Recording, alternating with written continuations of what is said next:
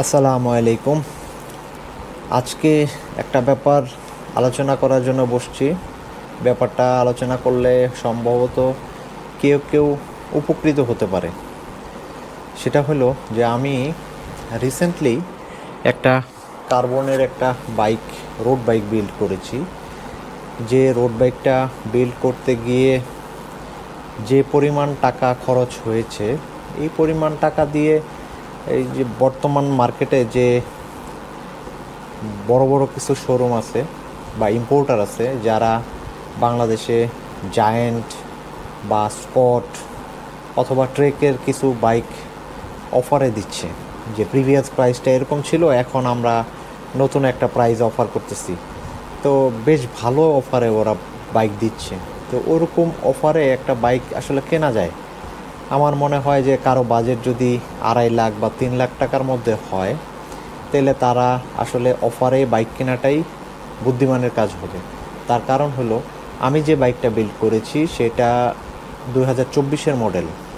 আমার কাছে মনে হয়েছে যে 2024-এর লেটেস্ট একটা মডার্ন বাইক আমি বিল্ড করি, যেটা অ্যারো বাইক। একটা অ্যারো বাইক বিল্ড করলে ভালোই হয়, তাহলে লেটেস্ট একটা বাইক তৈরি করা যায়। কিন্তু আপনি দেখেন, 1 বছর পরে বা 2 বছর পরে আমার বাইকটা কিন্তু আর লেটেস্ট থাকবে না। 2026 সালে আমার বাইকটা 2 বছরের পুরনো। আর আপনারা যদি 2024-এ বসে 2022 বা 2021-এর, অর্থাৎ 3 বছরের পুরনো একটা মডেল যদি নেন, সেই মডেলটা যদি হাফ দামে পাওয়া যায়, আমার মনে হয় এটা একটা ওয়াইজ ডিসিশন। কারণ একটা বাইক 2 বছর যদি আপনারা মোটামুটি রাফলি চালানোর পরে ওর ড্রাইভ ট্রেনটা পুরনো হয়ে যাবে, তখন আপনারা ওই সময়কার লেটেস্ট মডেলের ড্রাইভ ট্রেনটা লাগিয়ে নিলেই আপনার বাইকটা মোটামুটি মডার্ন হয়ে যায়। তো তারপরও আমি আসলে কেন একটা চাইনিজ ব্র্যান্ডের একটা বাইক কেন বিল্ড করলাম, সেই ব্যাপারে আরেকদিন যুক্তিতর্ক দেখাবো যে আমি কেন করলাম। ঠিক আছে, আপনার কাছে হয়তো মনে হবে যে এটা ঠিক না, কিন্তু আমার কাছে মনে হয়েছে যে আমি এটা একটা করতে পারি, আমি এটা করছি। কিন্তু কী জন্য এই ভিডিওটা করার উদ্দেশ্য হচ্ছে, কেন আমি DI2 গ্রুপ সেটটা নিলাম না।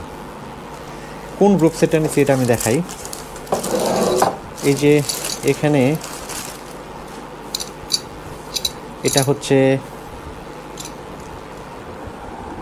দেখা যাচ্ছে, এখানে শিমানো, এটা হচ্ছে R7100, R7100। এটা হচ্ছে 105-এর ক্র্যাঙ্ক। এই ক্র্যাঙ্কটা, আর এই যে এটার হচ্ছে লেফট আর্ম, এই ক্র্যাঙ্কটা আমি নিছি। এটা হচ্ছে 12 স্পিড, শিমানোর DI2 12 স্পিড।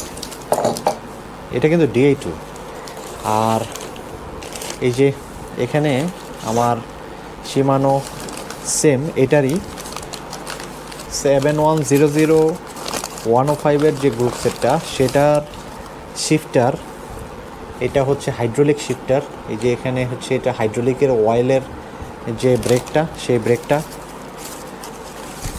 অয়েল ব্রেকের যে ক্যালিপার সেটা দেওয়া আছে। এটা হচ্ছে ফ্রন্টের, এই যে। কিন্তু এখানে যে ক্যালিপারটা দেওয়া আছে, সেই ক্যালিপারটা হচ্ছে 7170, অর্থাৎ এটা হচ্ছে আপনি যদি DI2টা নেন, তাহলে DI2-র সাথে আপনাকে এই ব্রেক ক্যালিপারটা দিবে আইস্টেক টেকনোলজির। এটা DI2-র ব্রেক ক্যালিপার, কিন্তু এইটা DI2 না, এটা DI2 ঠিক আগের মডেলটা। অর্থাৎ আপনি যদি DI2টা নিতেন, তাহলে এই শিফটার কেবলটা জাস্ট থাকতো না। শিফটার কেবলটা বাদ দিলে এখানে ভিতরে ইলেকট্রনিক শিফটিং সিস্টেমটা থাকতো। ইলেকট্রনিক শিফটিং সিস্টেমের ভিতরে এখানে এক ধরনের একটা ব্যাটারি দিয়ে দেয়, যে ব্যাটারিটা নর্মালি 2 থেকে 3 বছর চলে যায়। সুতরাং খুব নাইস একটা অফার। এবং আমি যে প্রাইসে DI2 পাইছিলাম, এইটার সেম প্রাইস ছিল। অর্থাৎ এইটার প্রাইস আর DI2-র প্রাইস, পুরা সেটের প্রাইস এক দামে আমি পাইতাম। এই যে এটা হচ্ছে রিয়ারের DI2-র যে ক্যালিপারটা 105-এর, আর এটা হচ্ছে শিফটারটা, এটা হচ্ছে 12 স্পিড শিফটার, যেটা শিফটিংটা হচ্ছে কেবল দিয়ে, অর্থাৎ ম্যানুয়াল 12 স্পিড ম্যানুয়াল শিফটার। এটা হচ্ছে 7120 আর এটা হচ্ছে 7070। তো কেন আমি 12 স্পিড ম্যানুয়াল শিফটারটা নিলাম আর হাইড্রোলিক ব্রেক সিস্টেম নিলাম, এর একটা কারণ, আমার যে ফ্রেমটা সেই ফ্রেমটা DI2 সাপোর্টেড, এবং এই 2024 সালে এসে আমার আসলে DI2 নেওয়া উচিত ছিল। কিছু খরচ আমার বাড়তি পড়তো, কোথায় কোথায় পড়তো, আমার শিফট এবং ব্রেক সেটের মধ্যে একই রকমই টাকা যেত, ক্র্যাঙ্কের মধ্যে এখন যে টাকা গেছে সেম টাকা যেত, আমার যে রিয়ার ডিরালার আমি নিছি সেই রিয়ার ডিরালারটা আমার যে খরচ পড়ছে তার চেয়ে অল্প কিছু খরচ বেশি পড়তো। DI2-র একটা রিয়ার ডিরালারের প্রাইস সম্ভবত $135। তো $135, দ্যাট মিনস হয়তো 15,000 টাকা। আর আমি যে শিফটার DI2 আমি যে নর্মালটা নিছি এটা আমার খরচ পড়ছে প্রায় 6,500 টাকা। তার মানে এখানে আমার 9,000 টাকা বেশি লাগতো, নট এ বিগ ডিল। আর প্রবলেমটা হলো শিমানো এখনও ফুললি ওয়্যারলেস সিস্টেমে আসতে পারে নাই।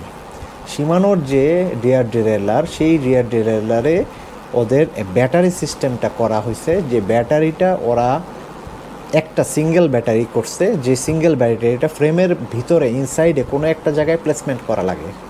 সেই ব্যাটারি থেকে কেবল দিয়ে ফ্রন্ট ডিরেলার এবং রিয়ার ডিরেলার দুইটার মধ্যে আলাদা আলাদা করে কেবল দিয়ে কানেকশন করা লাগে।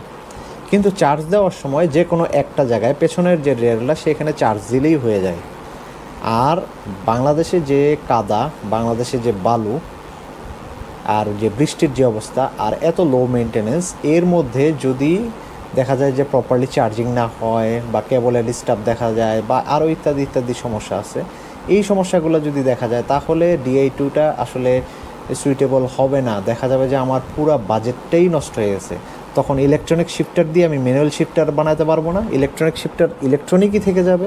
ওর জন্য আমাকে হয়তো পেছনের আবার রিয়ার ডিরেলার কিনতে হবে, মাঝে মাঝে হয়তো কেবলে ডিস্টার্ব দিবে, যার ফলে আমাকে কেবল কিনতে হবে, আরও নানাবিধ সমস্যা। এই ধরনের এই কাজগুলা বারে বারে হ্যাসেল নিয়ে করার চেয়ে আমার কাছে মনে হয়েছে যে না, মেকানিক্যালে থাকাটা ভালো।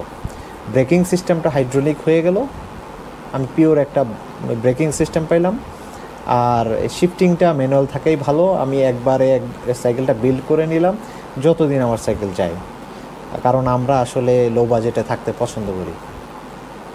তো এটাই হলো আসলে মূল কারণ যে শিমানো এখনও পিওর ওয়্যারলেস হতে পারে নাই। যে ওয়্যারলেস সিস্টেমটা SRAM করছে বা অন্যান্য যে এই বড় বড় যে এই কিলার গ্রুপগুলো আসছে, তারা ওয়্যারলেস সিস্টেমটা পুরোপুরি করছে। তাদের মধ্যে ব্যাটারিটা আর ইনসাইডে থাকতেছে না, বাইরে থাকতেছে, যেগুলো রিপ্লেসেবল ওটা ডিএলআর সাথে লাগিয়ে দিচ্ছে। কিন্তু ওগুলো তো কিছু সমস্যা আছে না যে তা না, সবগুলারই প্রবলেম আছে।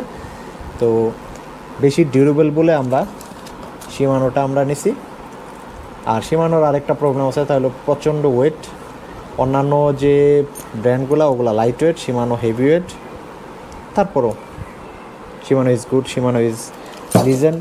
তো আমরা এই হলো ব্যাপার। তো DI2 আমি মনে করি আমার মতো যারা যে একটু লো বাজেটে থাকতে পছন্দ করে তাদের জন্য DI2 সুইটেবল না, কারণ আমরা DI2-তে ভালো পারফরমেন্স পাবো না। আজকে এ পর্যন্তই। আরেকদিন আমরা আলোচনা করব যে কেন আমি চাইনিজ ব্র্যান্ডের একটা বাইক নিলাম এবং সেটাকে কাস্টমলি বিল্ড করলাম, কী জন্য আমি একটা বড় জায়ান্ট কোনো ব্র্যান্ডের বাইক নিলাম না, যে বাইকের আসলে রিসেল ভ্যালু ভালো বাংলাদেশে। যদি কোনো কারণে সেল করে দিতে চাই তাহলে সেটা একটা ভালো মূল্য পাওয়া যাবে, কিন্তু আমার যে বাইক সেটা রিসেল করতে গেলে হয়তো ভালো মূল্য পাওয়া যাবে না। এই ব্যাপারে আরেকদিন কথা বলবো ইনশাআল্লাহ। আজকে এ পর্যন্তই। Thank you.